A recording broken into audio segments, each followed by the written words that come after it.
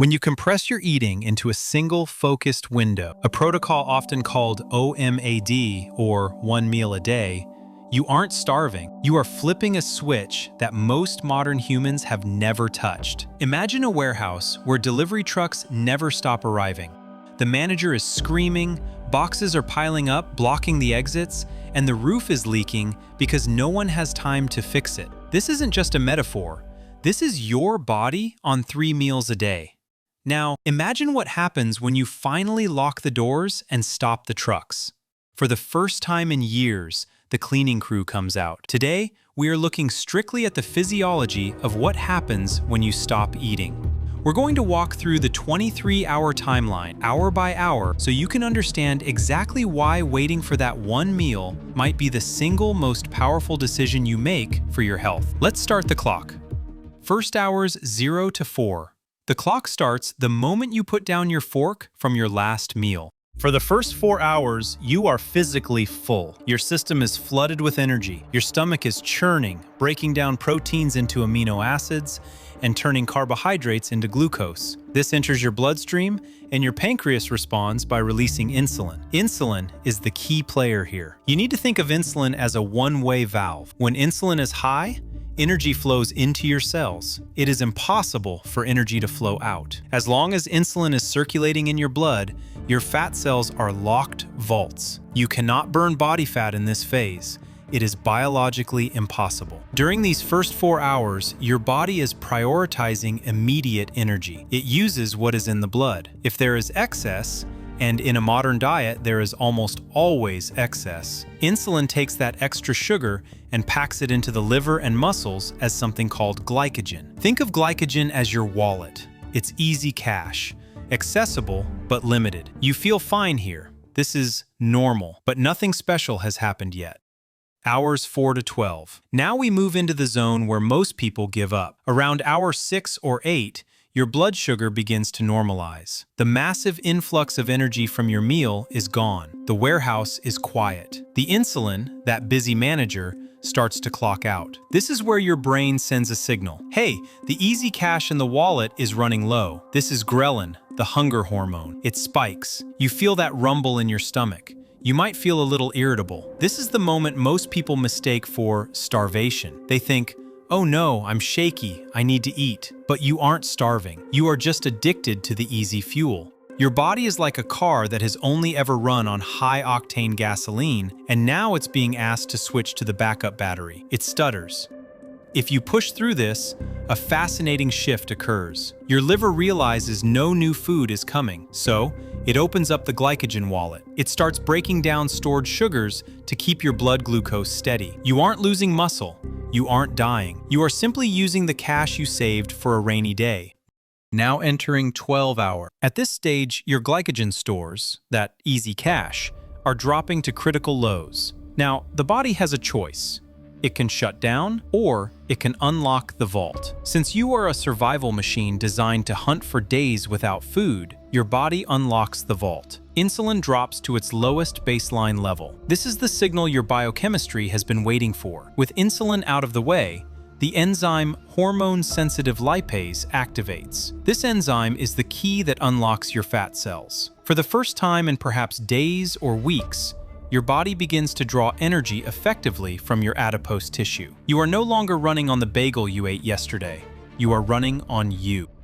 Hour 14 to 16, fuel change phase. Between hour 14 and 16, the feeling of the fast changes completely. The hunger pangs usually vanish. Why? Because the fuel supply is no longer fluctuating. When you rely on food, your energy is a roller coaster. When you rely on body fat, your energy is a steady, flat line. You have tens of thousands of calories of fat stored on your body right now, even if you are thin. That is a battery that can run for weeks. As your body breaks down fat, the liver converts these fatty acids into ketones. This is crucial for your brain. Your brain cannot burn fat directly. It needs glucose or ketones. And it turns out, the brain loves ketones. Ketones are a super fuel. They burn cleaner than glucose. Glucose creates a lot of metabolic smoke, what we call oxidative stress, when it's burned. Ketones burn clean. They produce more energy per molecule with less waste. This is why around hour 16, People report the lift. The brain fog evaporates. Your focus sharpens. You don't feel lethargic. You feel electric. This makes evolutionary sense. If a hungry caveman got sleepy and dumb, he wouldn't catch prey. He would die. Hunger makes us sharper. It turns us into hunters. Hour 16 to 18. Now we arrive at the most important part of the cycle. This is the reason many researchers are obsessed with this timeline: autophagy. Remember that warehouse we talked about? The one that was too busy to ever get cleaned? At hour 18, the warehouse has been empty for a long time. The manager looks around and realizes he has a problem. He needs proteins to keep the machine running, but no new delivery trucks are coming in. So, he orders the staff to start scavenging. They look around the warehouse for broken shelving, rusty pipes, and old trash. They break these down and melt them to create new, strong steel. In your body, your cells start hunting for damaged proteins. They find mitochondria, the little energy factories in your cells, that aren't working well anymore. They find misfolded proteins that could eventually lead to diseases like Alzheimer's. They even find viruses and bacteria hiding in the cell. Your body creates a membrane around this junk, dissolves it, and recycles it into brand new, pristine amino acids. This is autophagy. It literally means self-eating. It is your body's internal recycling program. This process is the closest thing we have to the fountain of youth. It is deep cellular repair. When you eat all day, autophagy never turns on. The cleaning crew never comes to work. By fasting to hour 18 and beyond, you are allowing your body to take out the trash. This is why skin starts to look better. This is why old injuries often start to feel better. You are finally clearing out the debris. Hour 20 to 22. Now the skeptics will say, but wait, if my body is eating itself, isn't it eating my muscle? This is the most common myth, and it is physiologically backwards. At hour 20, as you get deep into the fast, your body releases a counter-regulatory hormone to protect you. This is human growth hormone, HGH. Studies show that during fasting, HGH can spike by 1,300% to 2,000% or more. HGH is a muscle-sparing hormone. It acts like a force field around your lean muscle tissue. It tells the body, burn the fat, but do not touch the muscle. We need the muscle to go hunt. Your body is incredibly smart.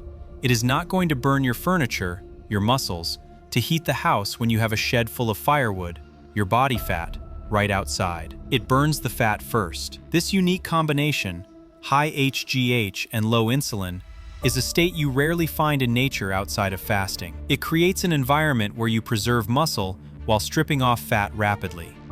Hour 23. You are now approaching your eating window. Your body is primed. Your insulin sensitivity is through the roof. Think of your cells like a dry sponge. A wet sponge can't soak up any more water. That's a cell that has been fed all day.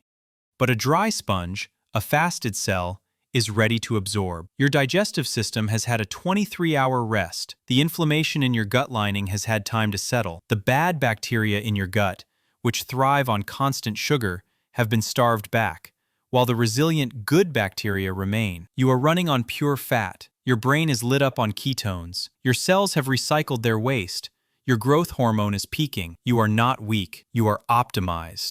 Now the clock hits hour 23. It is time to eat. This is where many people fail. Because your body is so absorbent right now, what you put in matters twice as much. You cannot treat this meal like a reward for suffering. You have to treat it like building material. If you break a 23-hour fast with a pizza and soda, you are flooding a sensitive system with garbage. You will crash hard. The massive sugar spike will cause an exaggerated insulin response, and you will end up feeling tired and bloated. You need to continue the logic of the fast. Step 1 is the foundation. Start with protein, high-quality protein, steak, eggs, salmon, chicken. Your body is desperate for amino acids to rebuild the structures it broke down during autophagy. This is where the muscle repair happens. Step 2 is the energy. Add healthy fats, avocados, olive oil, butt, nuts. Since your body is already in fat-burning mode, eating fat keeps that metabolic machinery running smoothly. It keeps your insulin response moderate. Step 3 is the micronutrients. You need volume. Since you are only eating once, you can't get your potassium and magnesium from small snacks. You need a large volume of vegetables, leafy greens, cruciferous vegetables, fermented foods like sauerkraut. These provide the minerals that prevent cramps and fatigue. When you eat this way, nutrient-dense and high satiety, you will find something surprising. You get full fast. Your hormones, leptin, which tells you you're full, and ghrelin, which tells you you're hungry, are finally communicating properly. You stop when you are nourished, not just when you are stuffed. The adaptation period. Now, I want to be real with you. If you jump from 6 meals a day straight to 1 meal a day tomorrow, you are going to feel terrible. Your body needs to build the metabolic machinery to burn fat. It takes time to manufacture the enzymes. It takes time for the liver to get efficient at making ketones. This is called metabolic flexibility. For the first week, you might feel headaches. You might feel weak. This isn't because the diet is bad, it's because your body is going through withdrawal. You are dumping electrolytes. The fix is simple: salt. When insulin drops, your kidneys release water and sodium. You need to replace it. A little pinch of sea salt in your water during the fasting window can stop the headaches instantly. Don't rush it. Push your breakfast back by 2 hours, then 4, then skip it, then push lunch back. Ease your body into the water. Don't just dive into the deep end. And fasting is a stressor on the body. For people who are already high stress, have poor sleep, or thyroid issues, fasting for 23 hours can spike cortisol, so avoid if you are already stressed. This protocol is for healthy adults. Do not attempt this if you are pregnant, nursing, have a history of eating disorders, or are taking medication for diabetes or blood pressure without consulting a doctor. We live in a food environment hostile to our biology, designed to make us fear hunger. But hunger isn't an emergency, it's a signal you can control. Beyond the weight loss and time saved, OMAD gives you freedom. You stop being a slave to your blood sugar and return to the ancestral rhythm. Hunt, feast, rest. You aren't starving, you are thriving. You are finally letting your body heal. If you try this, let me know below. Did you hit the wall at hour 12 or feel the energy at 16? I'll see you in the next video.